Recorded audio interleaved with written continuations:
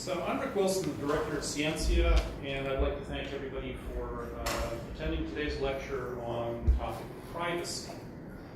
Before beginning, I want to point out this year's DeLang conference. It's going to be on humans, machines, and the future of work. The conference will be held December 5th through 6th, and will focus on the impact of information technology on labor markets in the near and distant future. You might think of the topic of something in the order of what will labor mean when the robots take over. Think of it that way. In my next career as an Uber driver, I probably should be concerned with my role in a driverless society. So if you'd like, please visit delang.rice.edu to see the stellar list of participants who will be attending the conference and your opportunity to register for the conference. Okay, so return to today's topic, the Scientia lectures. This year's topic is privacy. We live in an age where little of what we do is kept private. When we surf the web, the sites we visit, our viewing time, the buttons we click, they're all logged and used mainly for commercial purposes, but not entirely. Depending on where we live, our movement may be tracked throughout the day by GPS, cell phones, cameras, etc., both by government and private concerns. Our financial, academic, and health records are held on servers that are occasionally breached. So the question you might ask is, where is privacy? Sciencia's colloquium series for this coming year is to look at privacy from multiple perspectives. Today, we're really fortunate to have Mayor Annise Parker, who's professor in the practice and a Doerr fellow, Doerr Institute fellow, and she'll be talking about this title, Invisible Man, Where to Draw the Line in Municipal Surveillance. Mayor Parker brings a pretty valuable perspective to the issue of privacy. She served 6 years as a city council member, 6 years as city controller, and 6 years as mayor. She's one of only 2 women who've ever been elected to mayor of Houston, and is the only person in Houston history to have held the offices of council member, controller, and mayor. In addition to her deputy duties as mayor, she was a member of President Obama's task force on climate preparedness and resilience, issue near and dear to Houstonians, and chaired the U.S. Conference of Mayors Criminal and Social Justice Committee. She served on numerous boards and currently serves on the board of FirstNet, which is created by Congress to implement a nationwide broadband network for first responders, and is a member of the U.S. Department of Homeland Security's Advisory Council. So she has a unique perspective on the topic on which she's going to speak today. As many of you know, Mayor Parker is a second-generation native Houstonian, and I think a proud graduate of Rice University, and even better, Jones College,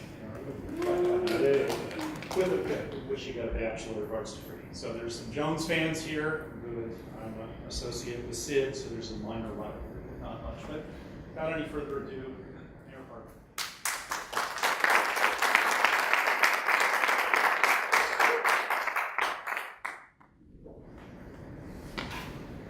Well, thank you. Happy to be here and to be part of actually what I hope will become a conversation. I'm planning lots of time for that. And in the short amount of time today, we can barely answer the question, where to draw the line in municipal surveillance. In order to have a common frame for what I hope will become, as I said, a conversation, I'm going to start my remarks broadly on the ubiquity of video imaging, take a little bit of swipe at the technology involved, and then focus some on what's actually happening in cities, but particularly on some of the things that have happened in the city of Houston and how they relate to what's happening in other cities around the globe. I am not a technical expert.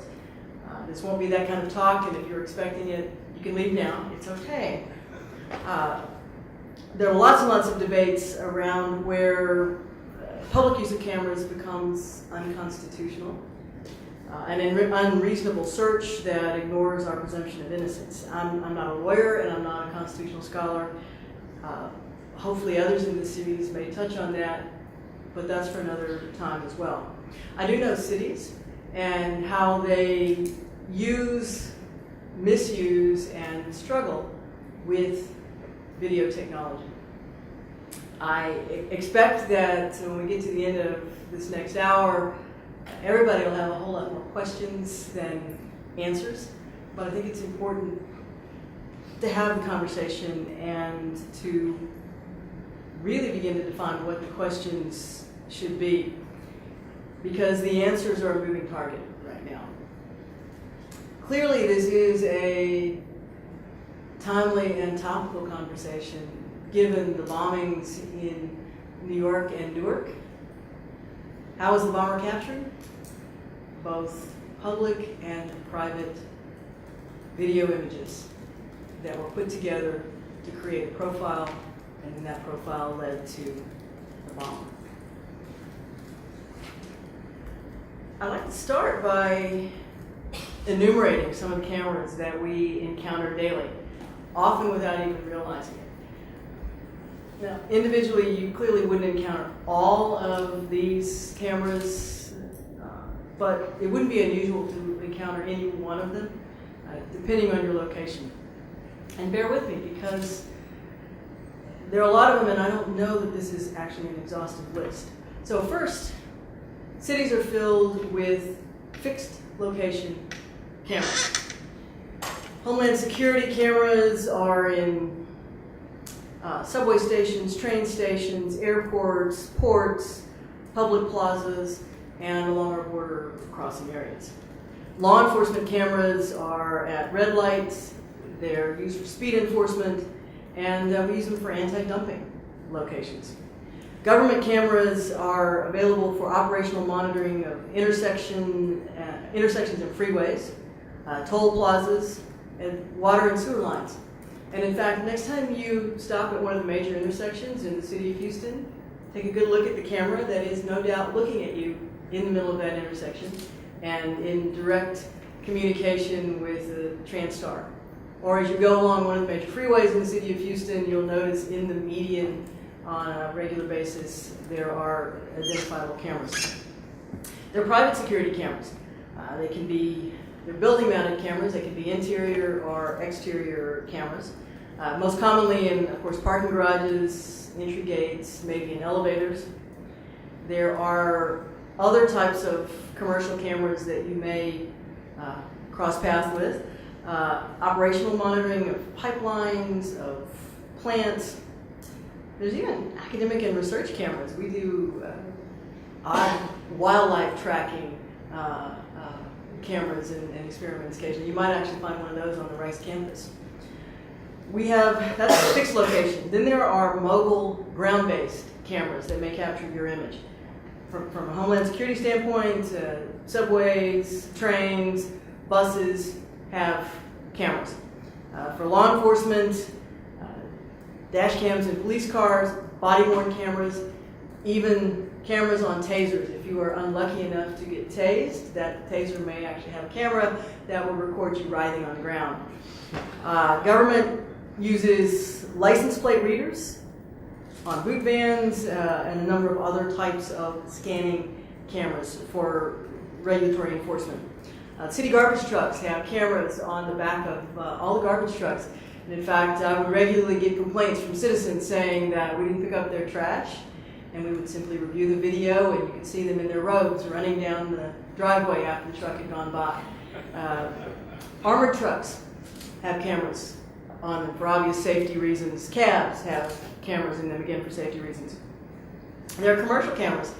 That lovely Google view of the front of your apartment or your home was taken by somebody riding down the street with a camera capturing everything as they went by. And then there's news vans taking footage. So fixed location, mobile ground-based. Then there's mobile aerial view cameras. Homeland Security operates satellites, drones, helicopters, planes, local law enforcement, Not so many planes, but big cities, definitely helicopters and drones. Emergency responders, we put helicopters up. The government has mapping satellites, which are used regularly. That, again, wonderful Zillow view of the top of your home, so you can get the approximate value that's coming from a satellite. And then commercial use, satellites, drones, again, news helicopters maybe flying overhead. So fixed location, mobile ground-based locations, mobile aerial views. And then there's the cameras that are consumer or personal use cameras. Cell phones, still cameras or videos, something on the end of a selfie stick. Drones with a GoPro, just for fun. Vehicles with backup cameras, although the images aren't usually saved. Even baby monitors. Cameras everywhere. Now, this is my list of cameras. There may be some more, and if you can help me expand my list, I'd appreciate it. I have not listed cameras used for covert surveillance. Every one of the types of recordings I've mentioned are open, visible, and are publicly available information on the use of those cameras. I also haven't mentioned things that show a body image but not features, like thermal imaging cameras that the City of Houston Fire Department uses, or the TSA backscatter X-ray cameras that you would go through at the airport. And there are clearly valid reasons for official surveillance, including prevention and investigation of crimes, traffic management, operational efficiency, as we mentioned. But because there are cameras everywhere, the real question is, what happens to the data that's captured? I'm not going to spend a lot of time on, as I said, I'm not a technical expert. But in order for all of us to have sort of a common frame of reference, let's talk a little bit about how these video images are kept and captured. Some cameras, like the wildlife cameras I mentioned earlier, but are triggered by a specific act. But these would also apply to toll violators or red light runners. And more, if you go along the toll roads here in the city of Houston, they've begun to take out the toll booths. If your transponder's not correctly reading, there'll be an image taken of your car as you go through. Some are in continuous recording mode. Either type of data, whether triggered by an act or in continuous mode, is transmitted either wired or wirelessly into however it's going to be used. And while I'm not going to talk about it, the issue of capturing wireless transmission of data is something that is worth exploration. Now, the data that comes in, it can be fed directly into some sort of a video monitor. We've all seen pictures of a wall of video monitors, multiple screens, or one screen with multiple images, and a human being actively observing those screens or that screen. The images that come in may or may not be archived into a server. They may only be used in real time, but someone or something has to be observing for those cameras to be effective. If it doesn't come to a monitor, video information goes into a recording device, think VCR, or into a server to be reviewed as needed. The interesting thing is what happens with archive data. It can be digitally enhanced to extract the various components. Maybe run against multiple databases using facial recognition protocols to identify matching. May use pattern recognition algorithms to identify unusual behavior. Lately, a number of cities are using recorded sound from dropped from security cameras, but also maybe separately mic, but recorded sound to capture gunshots so that police can respond more quickly to gang activity. This is something that's happening in Chicago. One of the most intensely videoed cities is the city of London. And but many megacities around the world have active use of networked video cameras. The city of Houston has some presence of cameras in the public realm in downtown Houston, but simply because of the nature of Houston, there really aren't a lot of other places in public spaces to deploy them. Now, what happens to the images? Those that are saved onto some sort of recording device or server. Well, maybe they're erased on some fixed cycle routinely. The video at the gas station that looks at the pumps is probably taped over maybe every 24 hours, maybe every 7 days. Unless something happens for some reason for them to go back and look at it, it disappears. Government data tends to be held for a fixed period of time depending on the type of data, 30, 60, 90 days, something like that. Data for evidentiary purposes is kept based on how long the information is needed for law enforcement purposes. Some of the data, as I said, if it's not viewed in real time, it may be routinely viewed for investigatory purposes and only the relevant portions saved. And that review may be by a live human being, or it may be through an AI program that looks, again, for pattern recognition to determine what might be needed. And of course, some of these images are saved indefinitely. So we've identified a number of number of cameras. I should put my glasses on here in a minute. Number of cameras for various purposes. And now I want to focus on just the subset of cameras. Remember, I listed a whole lot of cameras. Subset representing public surveillance, although some of what I'm going to say relates to the range of cameras. I mentioned that a number of cities are deploying cameras for the purpose of crime prevention. Cameras clearly provide a feeling of enhanced safety. Are cameras deterrents to crime? Yes, no, and sometimes. Yes, cameras really work for people who are already law-abiding or are intending to abide by the law.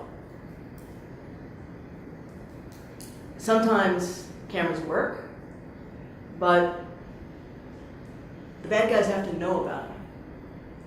And there's always a debate whether you put a visible camera where someone can see that they are on camera, or whether you hide the camera. And obviously cameras can be easily circumvented. The City of Houston spent, in my last year in office, spent about $250,000 on cameras for an anti-dumping initiative over the protests of the police department and solid waste department, but council members really wanted those cameras.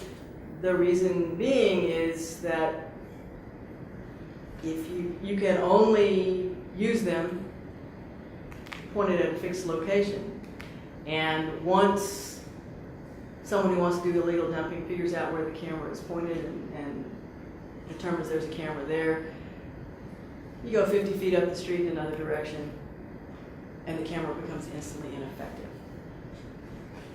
So, yes, sometimes, and no. And for the most part, cameras are completely ineffective for preventing crime. What cameras do, though, is allow you to respond more quickly to crimes in progress, and they help solve crimes and provide, depending on the quality of the data, provide information that can be used to prosecute crimes. There are social and material costs for the use of these cameras. What are they? Well, obviously there is a cost to the camera. The largest cost, though, is the massive quantities of data that are captured by these cameras and for public use often have to be staged for large periods of time. The most recent trend here has been the rise in body-worn cameras for police officers. This is really a 2-year-old phenomenon. This is the post-Ferguson boom in body-worn cameras, although I will say that the City of Houston had already begun to pilot body-worn cameras the year before that happened. But what I discovered is that while there is a cost to the camera, and it can be in the millions of dollars depending on the size of the deployment, as competition has increased and the price of cameras has come down, the small body-worn cameras, they've become a loss leader in the industry. There are very few companies that sell only the cameras. Most of the companies will practically give you the camera, and in fact some of them will give you the camera if you do it's like your cell phone. You do the long-term contract for storage and manipulation of the data. But there are other costs to the cameras as well. Certainly loss of privacy. Even though the cameras that I've mentioned, they're not for covert surveillance, they are not for illegal purposes. They routinely film innocent people doing routine activities in public places. And they may capture and save those images for long periods of time. In recent times, as again, particularly law enforcement has upped the use of cameras, we've had to figure out what to do with the data, and every state and most cities are doing it slightly differently. How do you protect the rights of an average citizen who has somehow been captured on a public surveillance camera? Those images may be available under Freedom of Information Act requests, Texas Open Records requests, and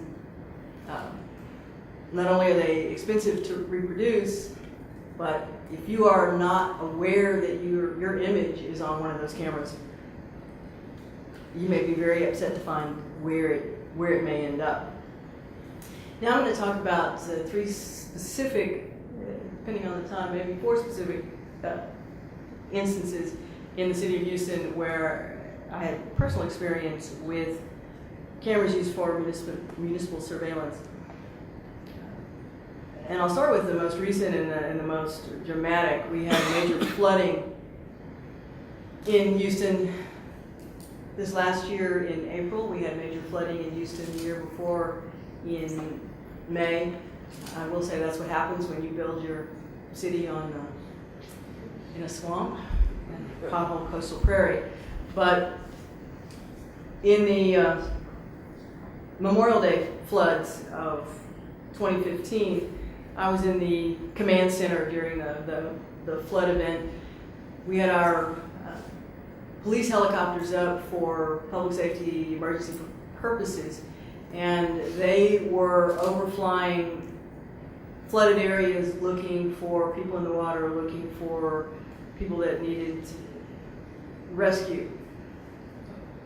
We actually had a video downlink from helicopter overhead directly to Houston Emergency Center when a boat of 3 rescued citizens and 2 firefighters went into the water. And so we were watching that in real time. The good news is that we could direct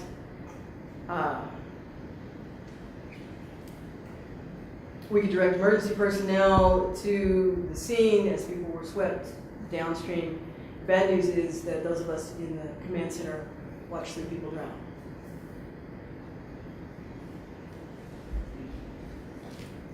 I also had an experience with red light cameras, red light cameras, and some of you may remember what happened to the city of Houston.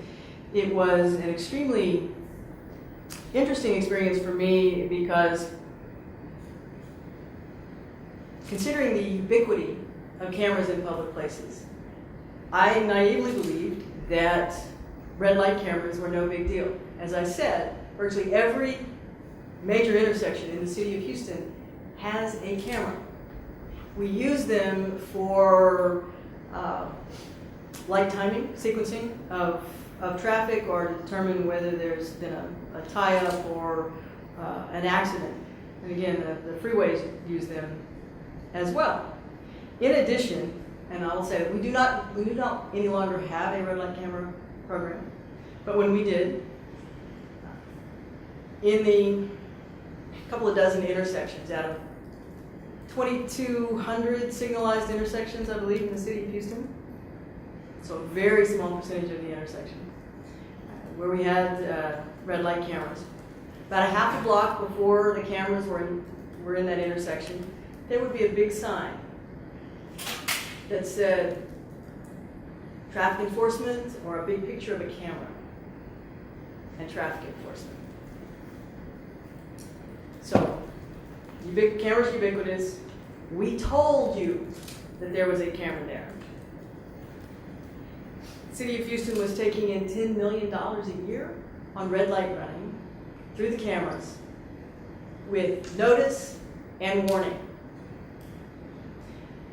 There was a petition to remove the red light cameras, a citizen-generated petition, and I was out campaigning to keep the red light cameras.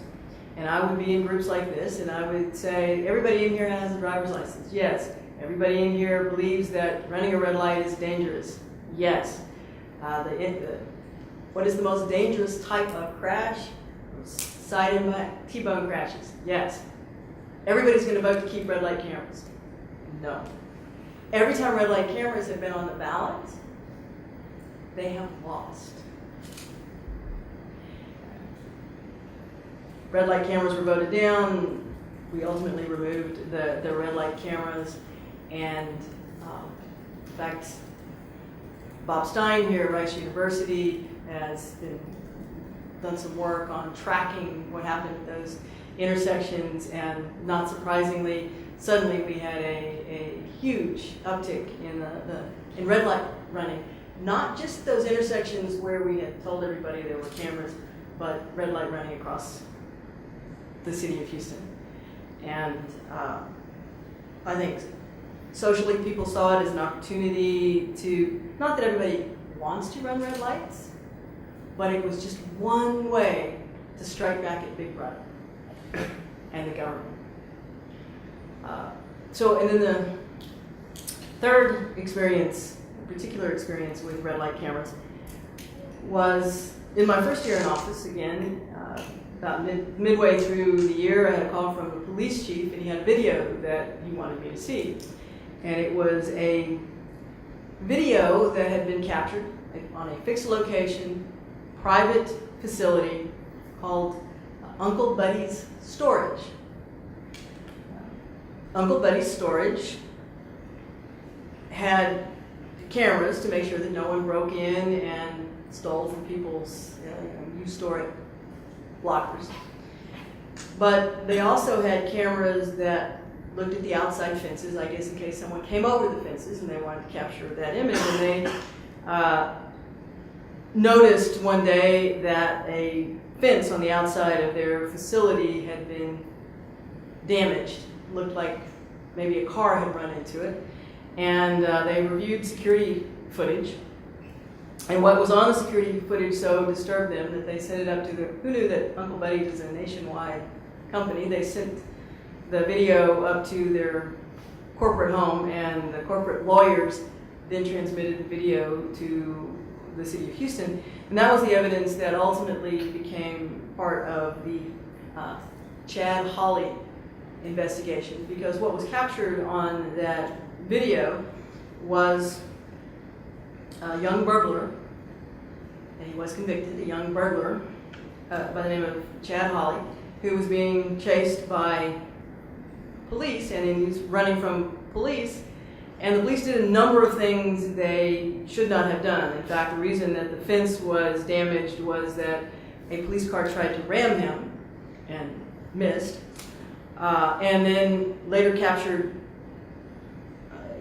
a number of police, at least 6 officers, holding Chad Hawley down and beating and kicking him on camera.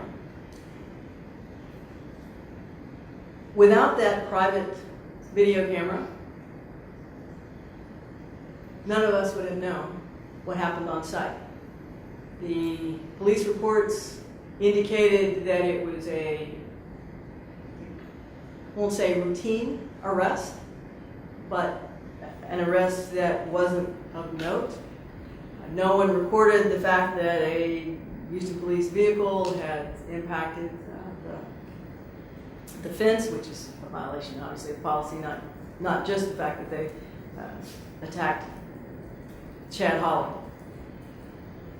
While it didn't provoke the kind of local response that a number of recent police shootings have, it caused an internal examination and a review of how we deal with suspects, but also what we do with this kind of video evidence. Because once it became available, I reviewed it, the chief reviewed it, we took it to the district attorney, and the district attorney said, you cannot release this tape because I want to prosecute these guys. And said, please don't, it's your video, but please don't release it. The police chief said, don't release this tape because I want to fire all these police officers, and until I get through the discipline process, I don't want to do that. I said, okay, I trust the DA, I trust the police chief. We sat on the video, even though it was publicly known that it was out there. And a couple of weeks later, local activist Juanel X released it to a local TV station, and then we had to deal with the fallout of not being proactive about the video. All different types of real situations in real time for the Houston Police Department.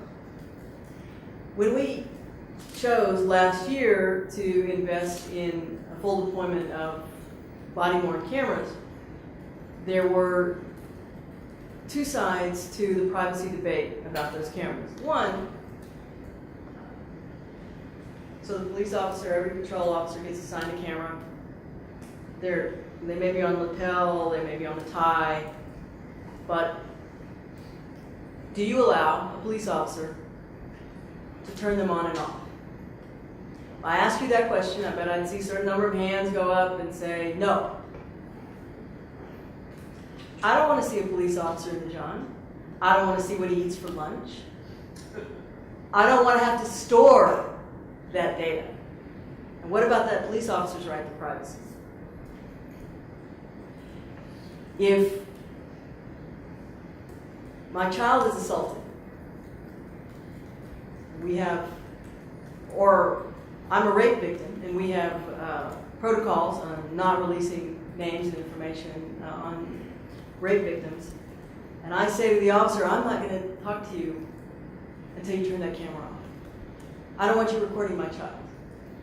What is the officer supposed to do? There were fears raised about completely unrelated information that may be caught on a body-worn camera. It's one thing to have a dash cam. Dash cam, they're not very useful, but they do show, they're good for traffic stops. Shows you right what's in front of you. But that's in a public space, that's on the street. Body-worn camera goes into someone's home. Maybe I've been the victim of a crime, and I call a police officer in to take my burglary report. And the police officer walks around and records everything in my home. Where the safe is, where the alarm is, what kind of jewelry I have left the burglars didn't take. And all that goes into a server or an archive somewhere. And then you, average citizen, ask for a complete download of that recording. That is actually legally possible in some states. Fortunately, the state of Texas has an overall policy that now governs local municipalities and how we deal with that data. See how quickly it becomes complicated. Now, cameras are not the only way that data on us is being captured by governmental and corporate entities. Cyber tracking is much more ubiquitous and insidious, and I think there's going to be some folks who talk about that. Edward Snowden infamously announced that a child born today will grow up with no conception of privacy at all. They'll never know what it means to have a private moment to themselves, an unrecorded, unanalyzed thought. Now that scares the hell out of me. But I don't have the time or really the expertise to do more than acknowledge that arena. But we should probably note that cookies are not as tasty as they used to be, and those little ads that pop up on my internet browsing look amazingly prescient about what I'm interested in. So, can the law and social norms keep up with these technical changes and the capturing of our images wherever we go? In my view, the answer is no. It is not possible to draw a line, bright or otherwise, where municipal, public, or governmental recording should end. I would tell you there should no longer be any expectation of privacy in any public place. Now, most governments will follow rules of some kind, and here in America, you'll generally know, for public use of available data, what's being recorded and how it's going to be kept. But in the very near future, virtually every human being on the planet will have access to a powerful recording device in their hands. And the ability to transmit data instantly from those devices, their cell phones, is virtually instantaneous and practically ungovernable. So while you may be concerned about what the government does with the images it captures, that cat's already out of the bag. And we need to have a larger conversation as to what privacy rights we have for the private recording of our images. So, let's stop and have some conversation, if we could. Anybody have any questions? Ones who are, yes, go ahead. So Rice has been having large discussions about introducing cameras near residential colleges, which could be considered both a private and a public arena. How do you think you could, it's for the student's safety, so how do you think you can resolve it so that it doesn't infringe on student privacy? Because students do things such as Baker 13 and things that you wouldn't want people having access to. So how do you think we could structure it so that administration is really using it to further student interests instead of maybe in the future directing it in a way that might harm student privacy? That's a very good question, and it's a good area for debate. As I said, there are at least rules and policies, and the government use of these images will be confined in some way, but that is a private recording of a public place. So the short version is, I don't think that you can reasonably expect that images of you wherever you are in a public place, and the grounds of the Rice University campus, by this definition, are a public place, not being captured and used for other purposes. But you can expect the university not to use them for disciplinary purposes, and that the university, through its normal governing system, to have a clear and consistent set of policies on the use of the images. I didn't mention it, but I did talk about the personal use of cameras. What is a huge area of concern for law enforcement and parents is the issue of sexting. And if you take a nude picture of some portion of your anatomy, Anthony Weiner, but you're 12, it's one thing when Anthony Weiner does it, it's another if your 12-year-old does it, or your 15-year-old, or your 17-year-old. and that image is captured by the university, by some corporate spam filter, however, seen by a parent, there's nothing you can do to take that image back and what happens with it. But again, the short answer to your question is I think the university needs to have a clear and consistent set of standards to protect the student's privacy, even though your image is lost to you. Mayor, thank you so much. That's tremendously interesting to think about. Where do we go from here? And you said, okay, we've given up now all privacy in the public realm. In my view, yeah. Will we be able to retain privacy in the private realm? Will there be a private realm in a sense as these cameras become cheaper and more ubiquitous and more easily? Again, I'm focused on cameras they're not for covert surveillance, they are not for illegal purposes, so you ought to be in the privacy of your home with your own family. But if anybody walks through the door, again, every one of us is carrying around a recording device. I bet everyone in this room is. And the rules are not keeping up with what happens to those images. So what are we giving up then when that happens? Well, we're giving up, again, going back to do they prevent crime? No. Do they provide useful information? Yes. One of the challenges of living in, say, a dense urban area is to find space where you can get away from people, to find the opportunities to where you can have privacy. So if we can't, and I don't believe we can, stop the flow of technology and the recording of us everywhere we are, how do human beings adapt to not having that privacy? Do we lose something as human beings? Does it cause us to either push out or search for more opportunities to maybe it refocuses us on wanting to have open space or wilderness space or an opportunity to disconnect from other human beings, because it's uncharted territory. And as a sociologist, you should find the whole idea fascinating and terrifying. Yeah.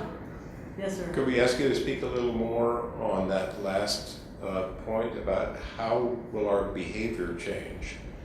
Will we all become model citizens? No.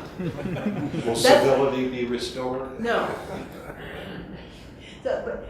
So that goes back to the red light cameras, where we say, look, there's a red light camera up here, and we still run red lights. The fact that the Boston Marathon bombers and the gentleman who just set off, apparently the gentleman who set off the bombs in New York and New Jersey was captured by publicly available, both privately mounted and public cameras, you would expect that they would know that those cameras are there. Was it a deterrent? In no way. We regularly use data from all sorts of public locations to convict criminals, and we do it. Someone will be caught on video, prosecuted, get out of jail, go back to the same location, get caught on video again. I guess now, and the cameras are easily circumvented, both by you put your hoodie up. Actually, that's actually the most common way now. You're going to rob a gas station in the middle of the night. You don't go buy a ski mask, which is kind of weird here in Houston. Someone sees you carrying a ski mask, they're going to know you're up to no good. So what do? You pull the hoodie up and you turn away from the camera, and they become useless for law enforcement purposes. So are they? I think we have given up a huge amount of our privacy for very little gain. Thank you, Mayor. One more question. You were talking about incidental capture, which I find interesting, of cameras installed not for the primary purpose of capturing our activities, but incidentally capturing it. How do you see... The Chad Hawley case was an incidental capture. Right. They're looking at their fence. This happens right next to the fence. How do you see contemporary discussion around like the right to be forgotten impacting video archival and storage? You know, right now things may be geotagged or time-stamped, but we don't necessarily know who's in what clips. How do those kinds of things impact that? Another good question, and to the point that I don't think the law can adequately keep up with it. Again, governments are going to follow. I believe our government will follow rules as they are laid out, but private corporations are in a completely different realm, and what happens to those images is almost ungovernable already at this point. I had a conversation last night. I flew back into the United States. I was in Berlin over the weekend at a conference, and flew back in, and I'm standing at the Newark port of entry, and I'm looking around at all the cameras. I got back to Houston and had a conversation with the Houston airport system. They are about to pilot a new system, or they hope to pilot a new system, where the data from the photo on your passport is coded into a system, and you don't have to stop and show your passport to whoever the customs or border agent is. You simply walk through a row of cameras, and they capture you. They immediately do face recognition, and you just walk on through, and you never have to stop. It's just around the corner, probably the next 5 years in some major airports. Yeah. Anyone else? Yes, sir. So I was wondering if you could talk a bit about the intersection between privacy and social inequality. So a lot of the kinds of surveillance you've talked about Actually, are that's a good question. sort of ubiquitous. So we all might, run into that red light camera, but Well, one certainly, of the things that happens. Oh, I'm sorry. I'll let you finish your question. just some forms of surveillance are going to disproportionately affect certain communities. So high crime areas, high poverty areas, not only in terms of cameras intended to sort of identify misdoings, but also the idea, someone mentioned housing, public housing, where you might have a private property owner, but it's public housing, and they can put those cameras wherever they want, as far as I understand. So just sort of that kind of tension. In public housing, there are rules. You can't put cameras inside someone's unit, but in public housing in the city of Houston, you can't smoke, for example. We're telling you, yeah, we'll give you a place to live, but there are limits on what you can do in that place to live. It's not that far a step to going to. We may tell you other things you can or can't do inside that unit. The real problem, and you were right, in high crime areas there are a lot more cameras. So the folks here in River Oaks probably don't get captured, their images captured as much as folks in other parts of the city, and it's the the unintended sort of ancillary capturing of images, people just in the space that aren't doing anything wrong. But where you really see problems is on monitored feeds, and you'll see if you don't, the folks who are actually watching the feeds,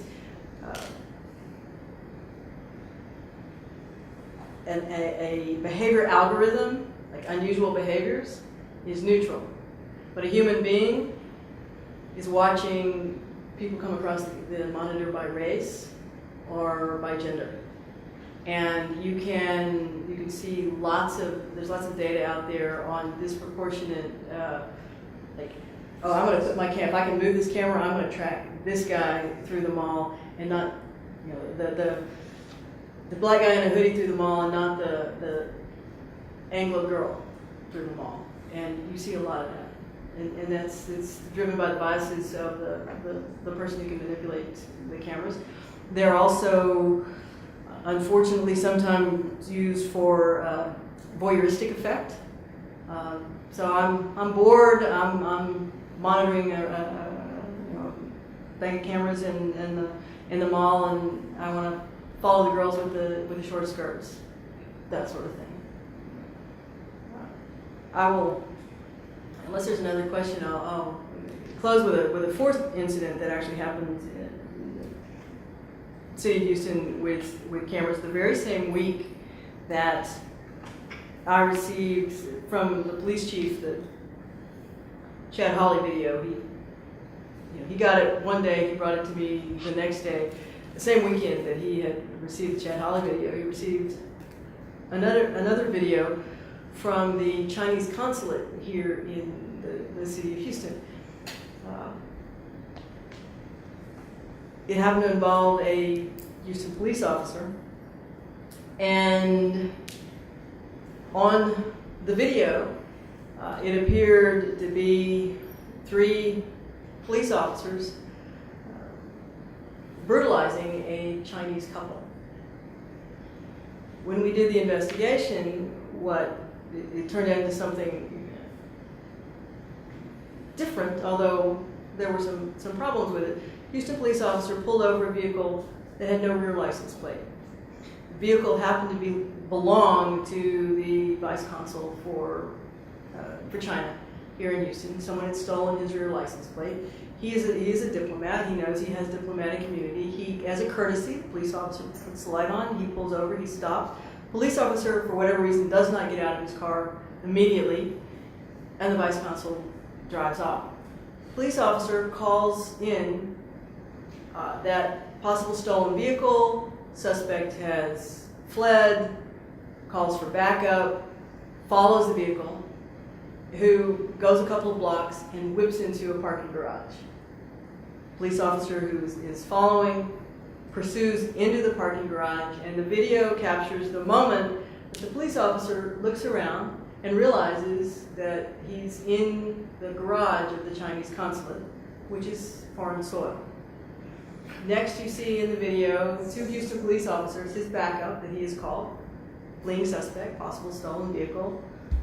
And on the video, there are this Chinese man and woman screaming at the police officer. So people are clearly upset. So 2 police officers come running in. One of them takes the man down to the ground, and the other one takes his tactical baton out and orders the screaming woman down to the ground. Because an international incident was picked up by literally hundreds of Chinese newspapers and read by millions, tens of millions of Chinese individuals, that the city of Houston had violated the rights of the Chinese diplomats that were here. A complete misunderstanding. But one of the things that we discovered from the video is that even though we have the 3rd largest consular corps in the United States, the Houston Police Department had never trained its officers in how to deal, what diplomatic immunity meant, how you determine who had diplomatic immunity, nor did they have a master map of where all of the consulates were. Fundamental information that we just never thought of it before. So we actually were able to turn that into a positive experience, although it did, I bet none of you probably read about it in the local papers, but it was news all over China. And because, again, a foreign consulate is foreign soil, and U.S. police officers are not allowed on the property without permission. And in fact, if a police officer goes into one of the consulates, even when I would visit them with my security detail, they would have to check their guns. So, ending on that last anecdote, the good and the bad and the ugly of cameras, and thanks for your time and attention today.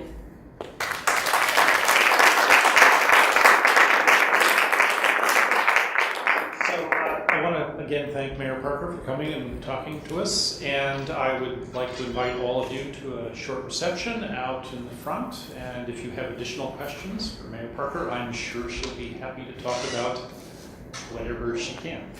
Thank you again very much. Appreciate it.